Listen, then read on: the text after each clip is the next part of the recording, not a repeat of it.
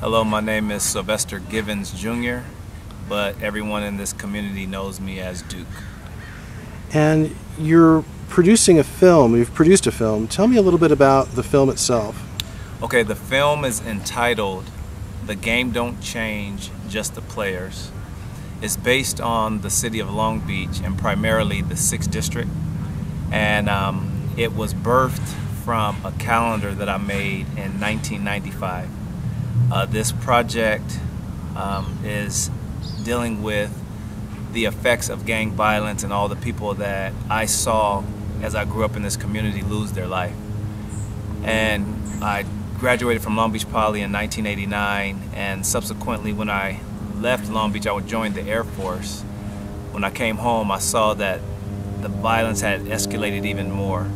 So I went to City College over here right off of PCH in Orange, and from there I just thought to myself, what could I do to make a difference in my community? So the guys that I grew up in this city, they chose two different sides of these rival gangs, but growing up with them, I played Pop Warner football at Poly, and a lot of them played as well. So putting this project together right here was the Stop the Gang Violence calendar in 1995. On the front cover you see an image of Snoop, Doggy Dog, aka Snoop Lion. You have Warren G and Nate, which all are my childhood friends. We all, like I said, we all played Pop Warner football. And when we grew up, everybody kind of expanded and started doing what they were going to do. As I became a photographer, I started capturing these images of my childhood friends, but then I started recognizing that these childhood friends chose to choose different sides of the street or different gangs that's in this city. And in capturing these images, I put it into this form as a calendar to be sort of like a lesson plan, or from their voice, or being able to capture, being like a photojournalist in the city, capture their voice to say, stop the violence. And in doing so, a lot of them were saying stop the violence, but a lot of them weren't actually living the message they were preaching. So subsequently, a lot of them went to prison for life or they died. And so how did your calendar effort affect the community that you were growing up in? What kind of impact did it have? It actually did very, very well. And what I mean by that is the community embraced it to where it became like a memento or a keepsake, because the culture, the 6th District, my city, Long Beach, they wanted to have it. And in wanting to have it, they supported it where they all made sure that they had a copy. What do you think? I know that drugs play a huge part in gang life, but what do you think it is that causes people, even people from fairly stable backgrounds, to fall into the life? Fall into life. It's been told to me, have you ever heard the expression pride of life, lust of the flesh, lust of the eye? Have you ever heard that? That's what it is. It's these three things get us all in one way, shape, form, or fashion. And in the early 80s, 81, when cocaine hit this city, it hit in such a way that the innocence was stripped from this community. And by the time we hit our teenage years, 14, 15, to those who were underprivileged or didn't have as much, that type of thing could be afforded to them, the things that they wanted, by selling these drugs. And then that's kind of like a portion of what happens in that life. So, you know, with gangs, you know, drugs is a part of it. So guys embraced it. And do you see the same level of violence today? I think we all do, across the board. When you say see the violence, you're talking about gang violence? Yeah.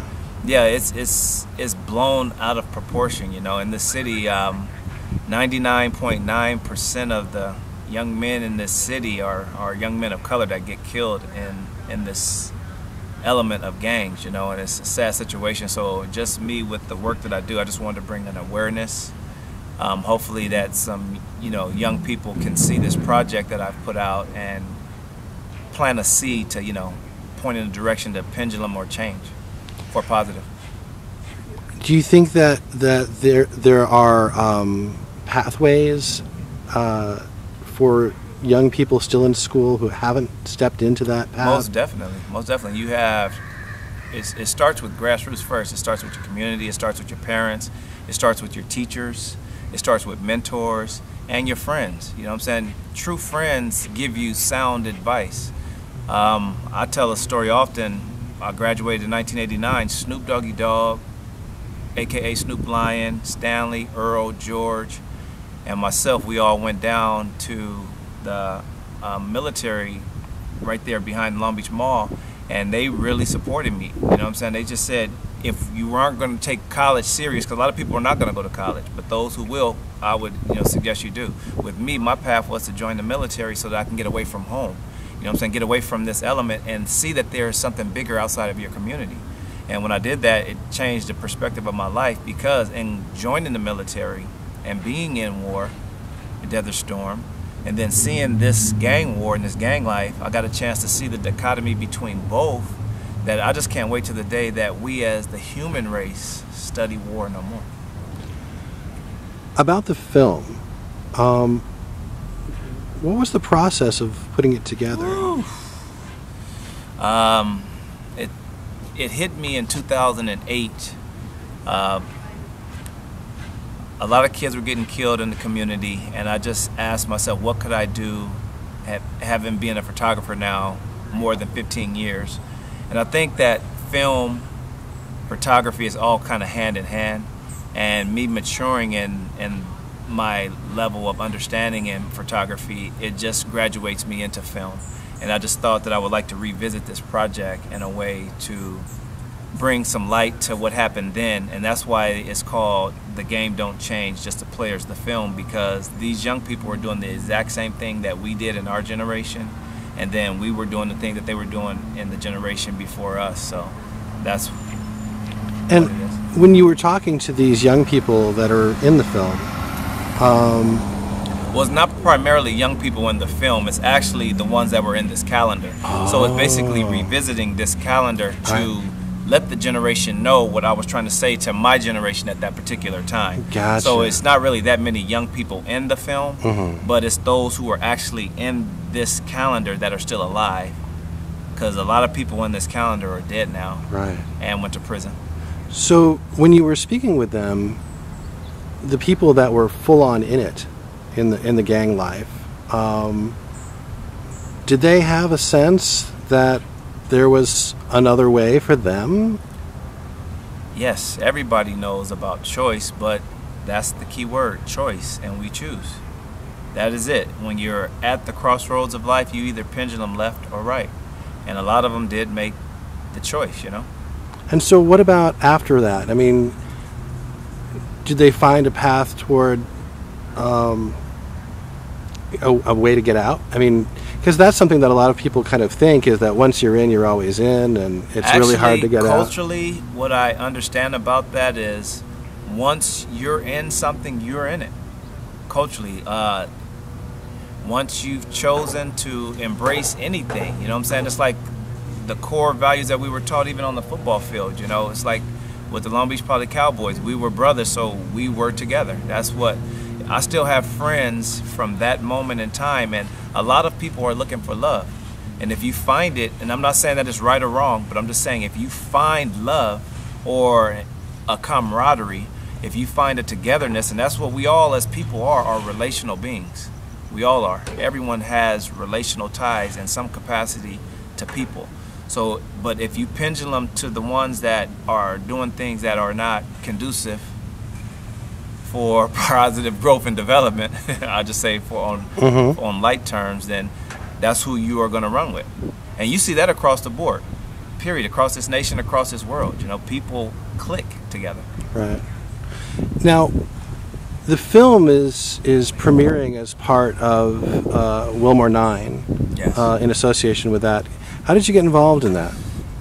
Interesting. I'm actually a supervisor at Long Beach Transit, and I got a text message, so I pull over and it's AJ Luke, and he's a coach for Poly football, but we used to go to the same church, and just, you know, a childhood buddy of mine. He said, Duke, I'd like you to meet this guy named John Case. He's doing the first film festival in Long Beach, and timing is very, very important in life, period.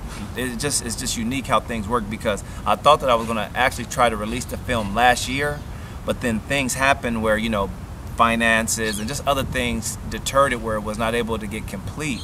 So in running across AJ and John Case, he just said, you know, you're a Long Beach native and this is a Long Beach Film Festival, you should have your work presented in this time. So I was like, yes. So that must have been a big kick in the pants then, to kind of put it all, finalize it. Right? Yeah, it was, would you use the word stoked? I was stoked, bro. All right, on. Made me feel good.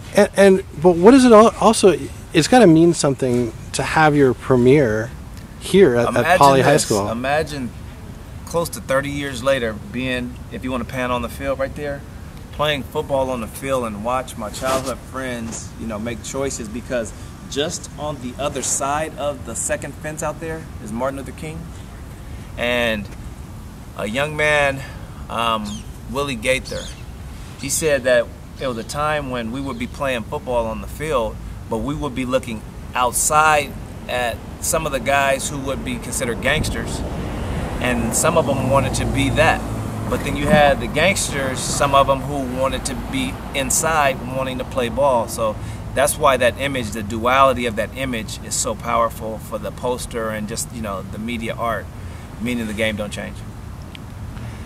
And have you, what's the school's participation been like? Actually, the principal, Victor and Joe, is co-principals. When they said that we can show the film here, it just really gave me a sense of knowing that this is the right thing to do in this moment.